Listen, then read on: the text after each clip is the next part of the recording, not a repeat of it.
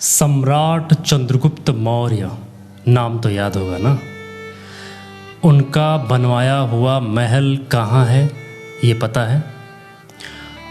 उनका बनवाया हुआ जो महल था उसकी स्थिति आज क्या है आपको पता है? क्या उसके अवशेष बचे हैं आपको पता है? या साजिश के तहत उस महल को जला दिया गया था? क्या आज भी वो जगह मौजूद है या साजिश के तहत आज भी वो जगह भी उसका शिकार है? आज इस सीरीज में यह कई एपिसोड आएंगे। आज यह पहला एपिसोड है, इसके बाद कई एपिसोड मौर्य वंश के ऊपर या बुद्ध धरोहरों के ऊपर चलने वाला है। आज आप जानेंगे कि मौर्यों के द्वारा बनवाए गए महलों का क्या हश्र किया गया या किस तरीके से आज भी उन्हें छुपाने का या साजिशन समाप्त करने की साजिश चल रही है। वो महल जिसे सम्राट चंद्रगुप्त मौर्य ने बनवाया था, उस टाइम पे महल लकड़ी के हुआ करते थे। महावीर नगर कॉलोनी मौर्यों के उस विशाल महल को तोड़कर उसको मिट्टी से ढककर और उसके ऊपर क्या बसा दिया गया? महावीर नगर कॉलोनी। ये है बुलंदी बाग और आप यहाँ सम्राट चंद्रगुप्त मौर्य का वो लकड़ी वाला राजमहल था और आज इसकी आप हालत देख सकते हैं कि यहाँ क्या हालत है मौर्य धरोहरों की या मौर्य सम्राटों के साम्राज्य की। पूरे के पूरे उन मौर्य सम्राटों के महल के ऊपर किस तरीके से यहाँ पर महावीर नगर कॉलोनी बसा दी गई।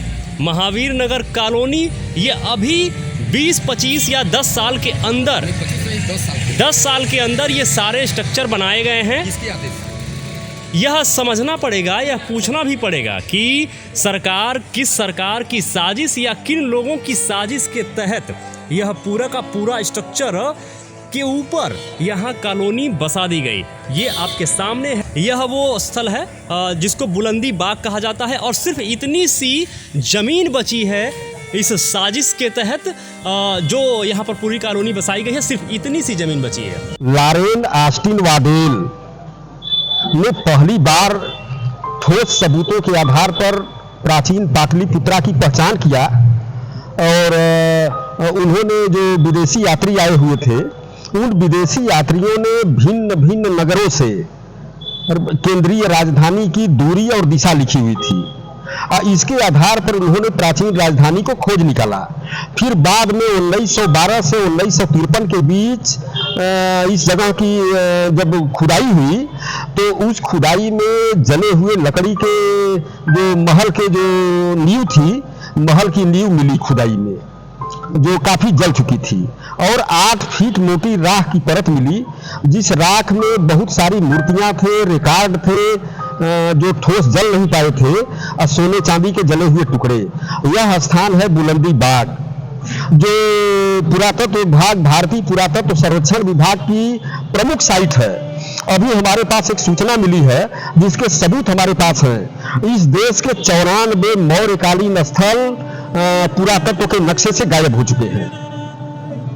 यह देश और संसार की बहुत बड़ी हानि है क्योंकि हमारे लोग, ये देश के लोग जो है अपनी संस्कृति के लिए उदासीन बने हुए हैं। जब लोग उदासीन हो जाते हैं तो उनकी विरासतें नष्ट हो जाती हैं और उदासीन इसलिए है कि बहुत सारी झूठी कथाएं लोगों को बता दी गई हैं। वो झूठ कथाओं को ही मानते हैं और जो सही इतिहास जानते हैं उनको ही बात करने नहीं देते।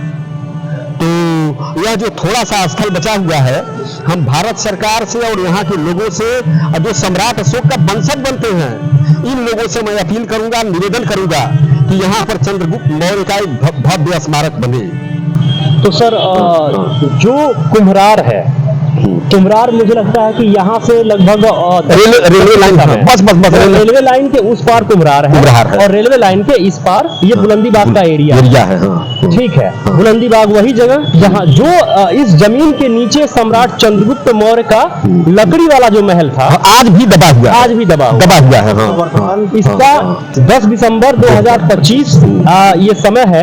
वर्तमान समय में ये जगह किस नाम से जाना जाता है? क्योंकि कुम्हरार तो हम लोग यहाँ पूछ रहे हैं, मतलब किसी को पता ही नहीं। बुलंदी बाग भी नहीं पता है, बुलंदी बाग किसी को नहीं पता है।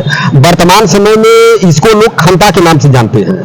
वर्तमान में इसको लोग खंता के नाम से जानते और ये कॉलोनी जो बसाई गई है इसका नाम है महावीर नगर कॉलोनी। महावीर नगर कॉलोनी। तो सर यही इतना बस बुलंदी बाग में बचा हुआ है?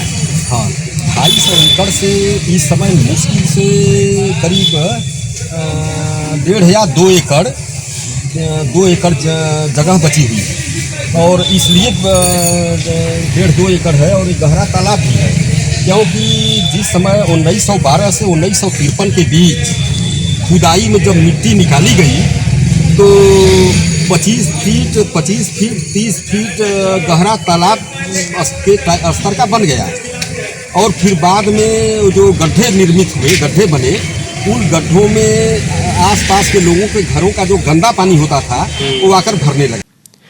सब जानेंगे आप इतिहास के हर छुपे हुए पहलू से पर्दा हम हटाएंगे और भारत को जो विश्व गुरु बनाने का मुहिम है इसमें हम निरंतर आगे बढ़ रहे हैं। यदि भारत को विश्व गुरु बनाना है तो भारत को समझना होगा कि भारत किन लोगों के कारण विश्व गुरु था, किन नीतियों के कारण विश्व गुरु था। अगर हम पुनः वैसे ही चलना शुरू कर दें तो भारत पुनः विश्व गुरु बन ही जाएगा। आपको समझना होगा सम्राट चंद्रगुप्त मौर्य को, सम्राट अशोक को, भगवान बुद्ध को, तभी यह देश फिर से समृद्ध और शक्तिशाली हो सकता है। कैसे फिर से भारत को बुद्धमय बनाया जा सकता है, कैसे भारत को पुनः विश्व गुरु बनाया जा सकता है, कैसे अपनी धरोहरों को संरक्षित किया जा सकता है। राष्ट्र रक्षा संघ के द्वारा यह संपूर्ण मुहिम चलाई जा रही है। मिशन बुद्धमय भारत के लिए सिहोक बौद्ध आर्थिक मिशन के अंतर्गत लोगों को आर्थिक तौर पे मजबूत भी बनाया जा रहा है। जो भी मित्र आर्थिक तौर पे मजबूत बनना चाहते हो या अन्य सुविधाएं लेना चाहते हो, वो आपके स्क्रीन पर वेबसाइट का एड्रेस लिखा हुआ है namobuddhaya.com, इस पर देख लीजिए या दिए गए नंबर पे कॉल कर लीजिए, आपको सारी की सारी जानकारी मिल जाएगी। जुड़ जाइए। यदि आप अभी तक इस मिशन के साथ नहीं जुड़े हुए हैं तो जुड़िए, जितना जल्दी हो सके जुड़िए। आज ही अभी इसी वक्त कॉल करिए, जुड़िए, क्योंकि हमारी आने वाली पीढ़ियों के उज्जवल भविष्य के लिए आपको यह संघर्ष करना होगा, आपको लड़ना ही होगा। नमो बुद्धाय।